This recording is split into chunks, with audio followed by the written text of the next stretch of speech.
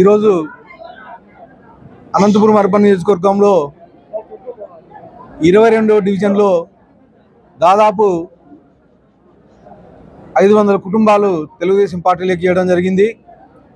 ముఖ్యంగా గత 20 ఏళ్లుగా వైఎస్ఆర్సీపీలో పనిచేస్తూ కార్పొరేటర్గా ఇండిపెండెంట్గా పోటీ చేసినటువంటి బాబాజీ గారు, అలాగే సోదరుడు ఇషాక్ గారు, అలాగే హజరీబీ గారు, వీళ్ళతో పాటు దాదాపు 500 కుటుంబాలు ఈరోజు తెలుగుదేశం పార్టీలోకి రావడం జరిగింది.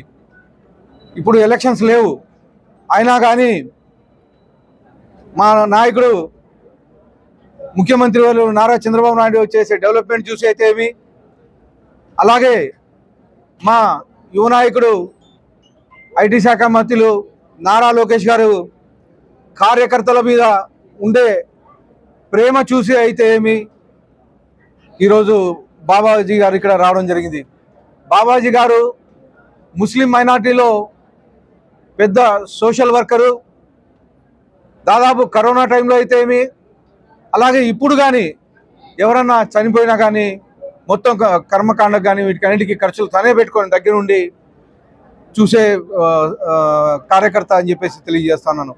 ముఖ్యంగా మా తెలుగుదేశం ప్రభుత్వం, మా ఎన్డీఏ ప్రభుత్వం ఏర్పడిన తర్వాత మా నాయకుడు చేసిన అభివృద్ధి, పెన్షన్స్ అయితే ఏమి, డిఐసి అయితే ఏమి, అలాగే అన్నా క్యాంటీన్లు పునరుద్ధరించడం అయితే ఏమి, ల్యాండ్ టైటిల్ యాక్ట్ రద్దు చేయడం అయితే ఏమి, అలాగే ఇండస్ట్రీస్ తేవడం అయితే ఏమి, దాదాపు ఈ మధ్య కాలంలోనే మేము మా ఎన్డీఏ గవర్నమెంట్ ఏర్పడిన తర్వాత 6,50,000 కోట్లు పెట్టుబడులు, అలాగే 6.5 లక్షల మందికి ఉద్యోగాలు ఈ 8 నెలల కాలంలో కల్పించడం జరిగింది. ఇలాంటి అనేకమైన సంక్షేమ కార్యక్రమాలు అయితే ఇవన్నీ చూసి రోజు రోజుకి అనంతపురం అర్బన్ నియోజకవర్గంలో వైఎస్ఆర్సీపీ ఖాళీ చేస్తూ ఉన్నారని చెప్పేసి తెలియజేస్తా ఉన్నాను. గత 15 రోజుల ముందు కానీ ముస్లిం మైనారిటీలు ఇక్కడ దాదాపు 500 కుటుంబాలు చేరాయి. మళ్ళా 15 రోజుల్లోనే ఇంకొక 500 కుటుంబాలు ముస్లిం మైనారిటీ నాయకులు ఇక్కడ చేరడం జరిగింది.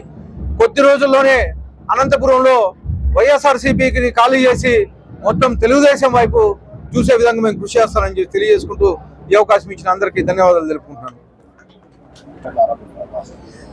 ఈ రెడ్ బుక్ పాలన అనేది లేదండి. దేనికంటే గతంలో మా లోకేష్ గారు చెప్పిన మాట అయితే రెడ్ బుక్లో నోట్ చేసుకుని మాట అయితే వాస్తవము. ఆ రోజు అధికారుల మీదే చెప్పారు, ఎవరైతే అధికారులు ఇబ్బంది పెట్టారో వాళ్ళ మీదే చెప్పారు. కానీ మా ముఖ్యమంత్రి వర్యులు ఛార్జ్ తీసుకున్న తర్వాత ఫస్ట్ నిర్దేశం చేసింది అదే, ఎవరు కక్షపూరిత వాతావరణానికి వెళ్ళొద్దండి. వాళ్ళు వైఎస్ఆర్సీపీ నాయకులు వెళ్ళారు కాబట్టి ఈరోజు 11 సీట్లు ఇచ్చి వాళ్ళని ఇంట్లో కూర్చోబెట్టారు. రేపు పొద్దున అయినా మనకు అదే జరుగుతుంది కాబట్టి మీరు ఎవరు కక్షపూర్వకమైన వాతావరణానికి వెళ్ళొద్దని చెప్పేసి క్లియర్గా ముఖ్యమంత్రి గారు ఇన్స్ట్రక్షన్ చెప్పడం జరిగింది. అలాగే నారా లోకేష్ గారు కానీ అలాగే ఇన్స్ట్రక్షన్ జరిగింది. మొన్నటి రోజున వంశీ ఎవరినో కిడ్నాప్ చేసి ఆ పార్టీ ఆఫీస్లో ఉండే వ్యక్తిని కిడ్నాప్ చేసి కోర్టులో అబద్ధం సాక్ష్యం చెప్పించేసింది. దాని మీద కేసు పట్టుకొని చేశారు. కానీ గతంలో చేసిన కేసుల మీద అయితే మేము అరెస్ట్ చేయలేదు ఆయన్ని. రీసెంట్గానే